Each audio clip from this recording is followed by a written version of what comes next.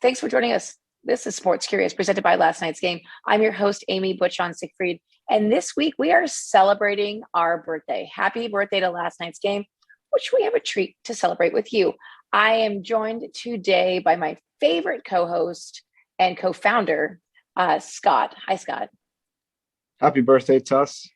Happy birthday to us. Another year we look no older, which is beautiful. Good lighting. Thanks for wearing your swag today, by the way. Of course. Do epic. You know what?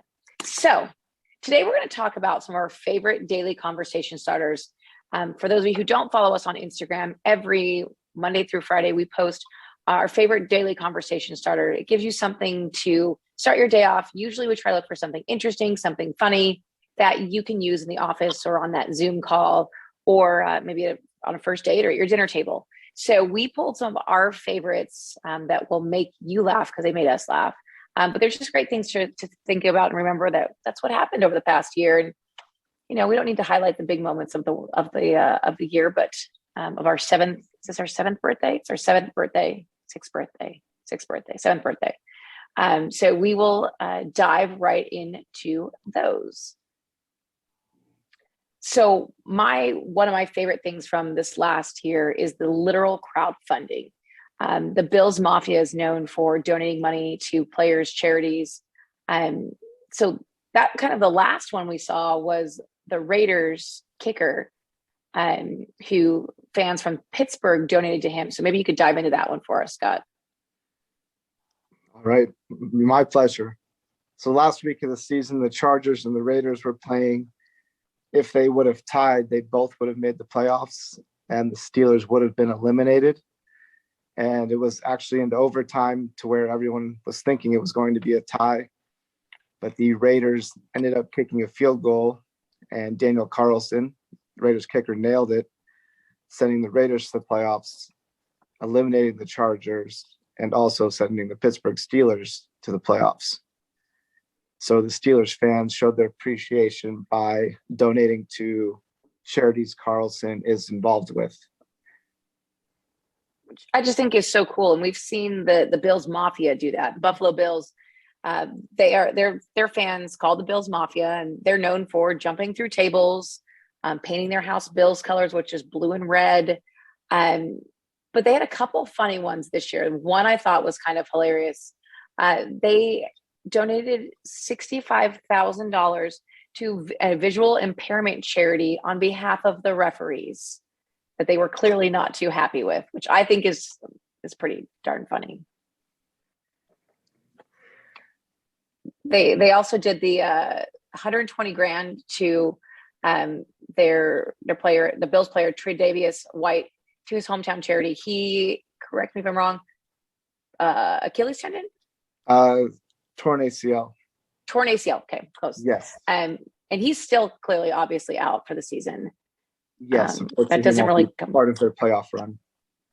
But I thought that was pretty awesome that they rally. I mean, these are Facebook groups and Twitter groups that are just, this goes out and they're raising $120,000. They've done things like their quarterback Josh Allen, his grandma died, and they gave over $1 million to the Children's Hospital in her name. So it's really pretty cool what this group can do.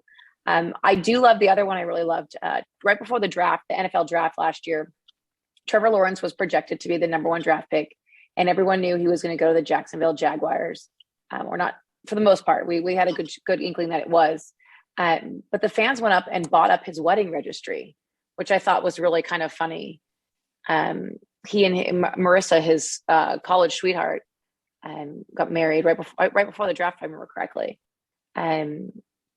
And funny enough, when I worked for the Diamondbacks, one of our players was getting married, and a bunch of fans found his registry on wherever they were registered, Macy's or whatever, and they went and bought up a bunch of stuff off the registry, which I think is really kind of cool. And fans using their power for good. Exactly. And let's be honest, Trevor Lawrence makes a little bit more money than this guy did, but still, the fact that they dove in and did that. And let's dive into our. That might have been the highlight of Trevor Lawrence's rookie year. You mean playing for the Jags, wasn't it? I don't think so. Oh, well, better luck next year. It can only go up. Talk to me about your second, and these are actually in no particular order. We just put them in order just so we could talk about them. So talk to me about your second favorite moment of this past year. We're going to go with last February. Tom Brady joined the Bucks last year and took them to the Super Bowl, where he won his 7th Super Bowl, defeating the Kansas City Chiefs. And that calls for a pretty epic celebration, as everyone saw during their boat parade. Tom Brady might have had a little bit too much avocado tequila, as he said. May have thrown the Lombardi trophy from one boat to another, which is very dangerous. Could you imagine if he missed that and they'd have to send a diver down like to the bottom of the bay to find it? He might be the only person that can get away with that. It's totally true.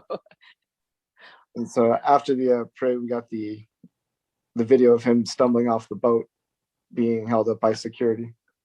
I think that was, everyone can probably relate. That's probably I'm sure that we all know that Tom Brady's on the vegan diet and he's so strict about all these things. And I mean, like, the man probably never lets loose. Like, maybe the wildest thing he does is like have a Cheeto on it, like a day off. There's probably no Cheetos in the house. But the fact that he just got, he probably had 2 shots of tequila, let's be honest.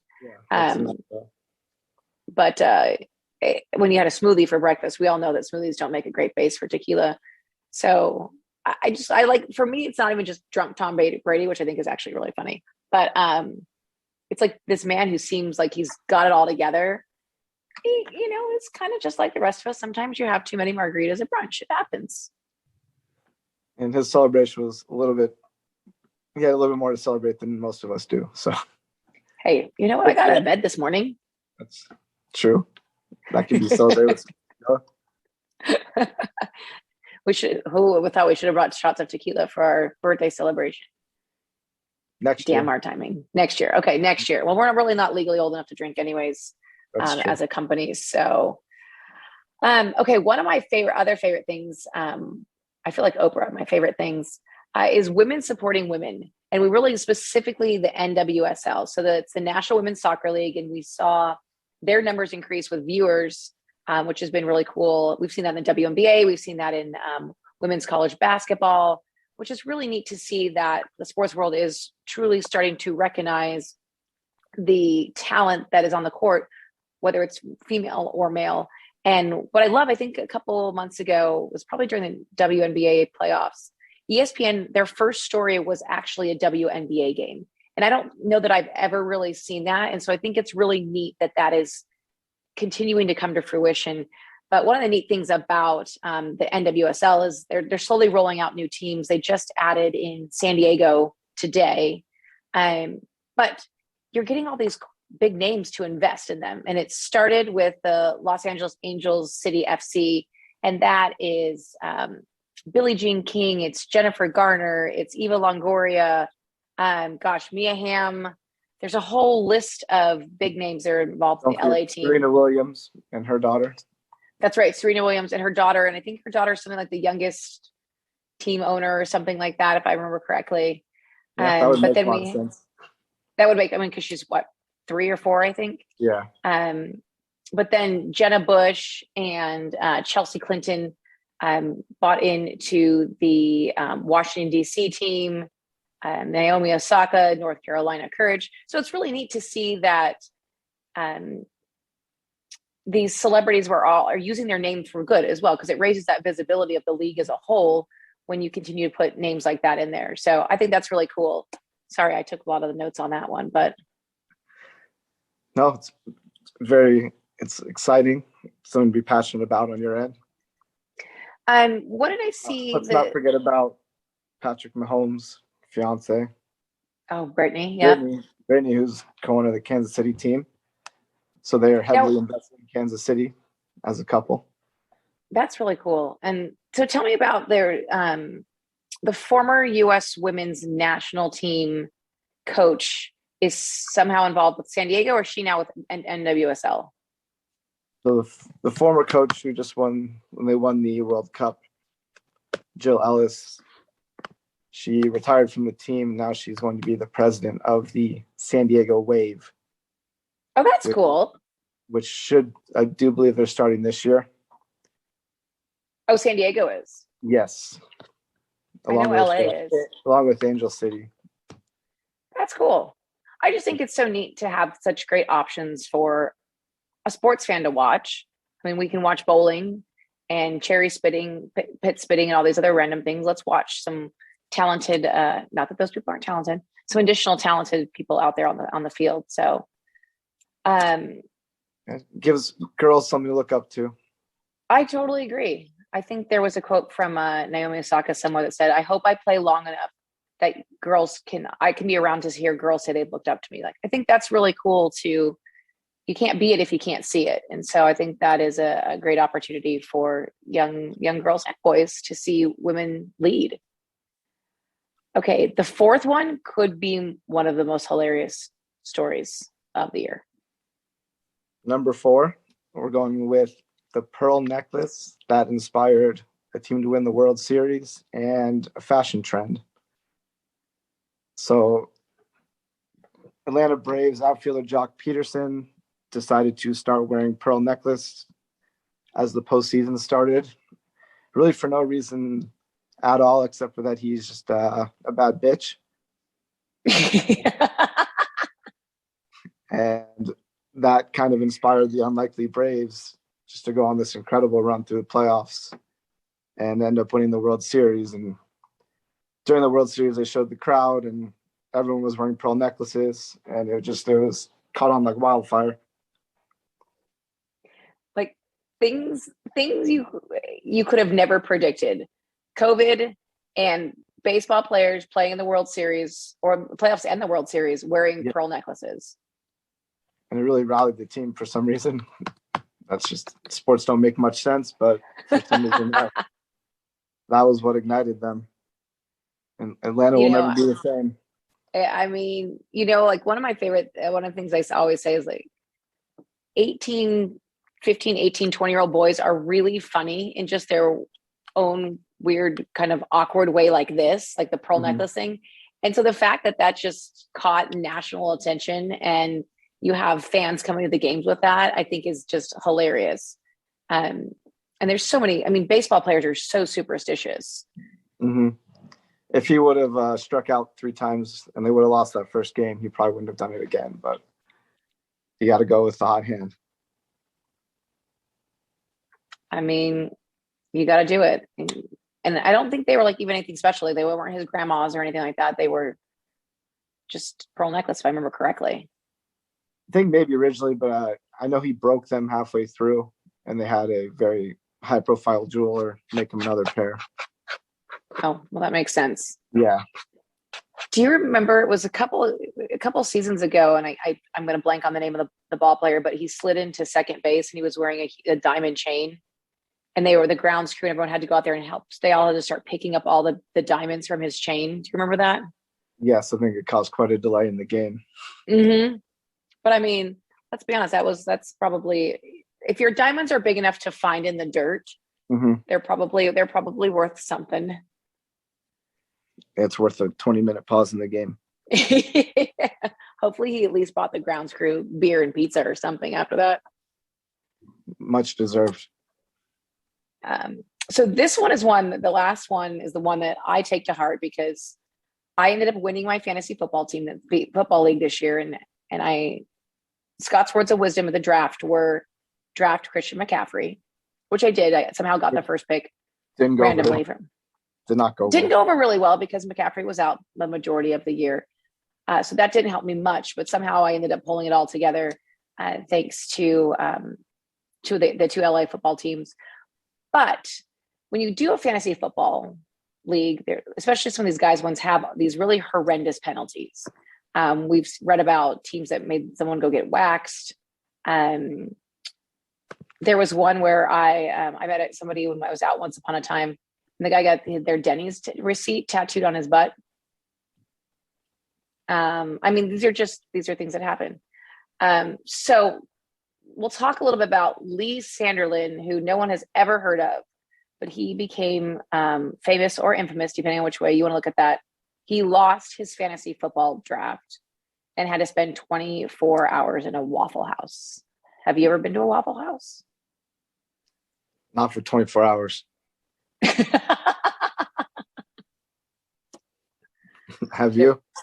No, I really don't think I have. There was one down the street from our house in college, but there was a comedian who once said that he was talking about how if they just took the W off and it would just be Awful House, at least it would be correct. Sorry, Waffle House, if you're listening, Waffle House people.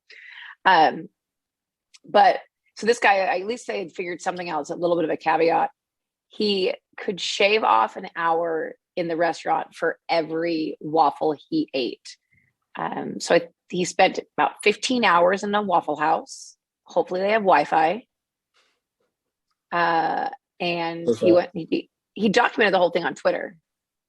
So 9 waffles. Eating 9 waffles, and I'm 9 waffles. I'm assuming they're not Eggo waffles. I'm assuming they're, maybe he should have paid off the cook in the back to like make smaller ones.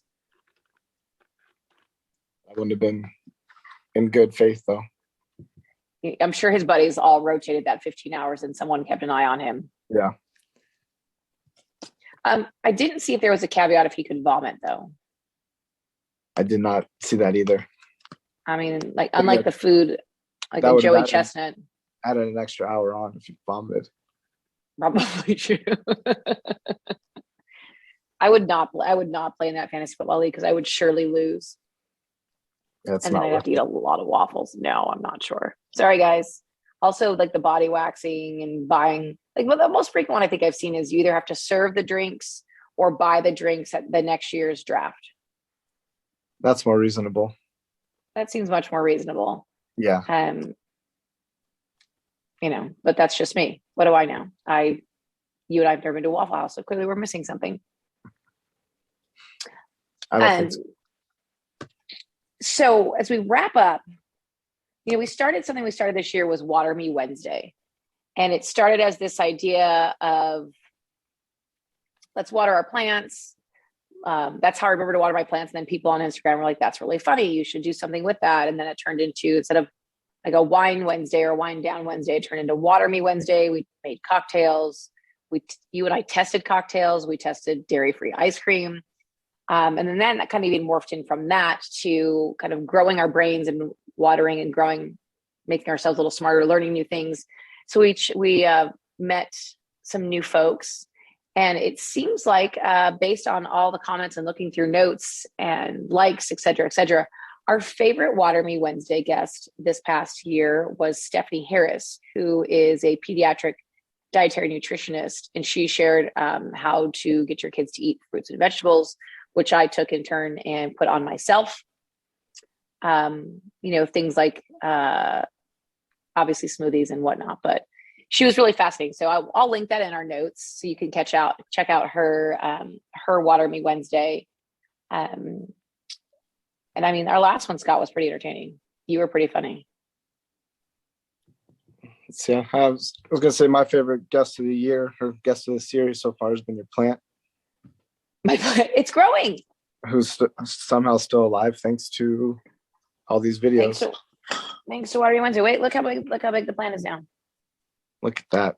See what happens when you water. Hey, shout out to Sil, the plant company. They're female owned, which we all love. But they told me I wouldn't kill that plant, and they told me how to keep it alive. So I'm not overwatering it. That's the kicker. Who knew? We're from the desert. We try to overwater everything because nothing has water. The heck do I know? And then we have to celebrate our favorite tailgate treat. So we've had some really good ones this year, but I have had text messages. People have sent you messages on Twitter, all kinds of things about these slow cooker carnitas, which I made again this last weekend for a party. Fantastic. For those of you who don't know, Scott is our Twitter guy. So if you reach out to Twitter, you're going to talk to Scott. So if you've tried them, you got to send Scott a note and let you know what you think, or send us one on Instagram. You haven't made those, have you? No, I have not. But you did make the cauliflower. I did make the cauliflower, which turned me into a TikTok influencer. So, You did. so that's absolutely my favorite recipe. I mean, Scott made a whole TikTok video on how to make these baked buffalo cauliflower. Highly recommend if you need a Super Bowl food, but also everyone should know that you really hate being on video and all those things, but you're so good at it. Sparingly. You're the humor to my seriousness. It's fantastic. I don't know what else. Anything else you'd like to share for the good of the order of the last year? Happy birthday. We should probably have a cake. We'll figure that out. I'll send you one on Saturday. I'll send you one for your dog. Through the mail. Yeah, I'll send you a dog cake for Miley instead. She would probably appreciate that very much. Mm-hmm. She probably would. She only has 3 teeth, so it probably would be good. I'll make sure it's soft. Well, I appreciate you being here. Thanks for being the sports brain that drives us every single day. Your brilliant ideas are fantastic, and I'm so grateful to be doing this with you. And so thank you. And before we go, what's one sporting event you're looking forward to in 2022? In next year? In this year. Oh. 22. Yeah, 2022.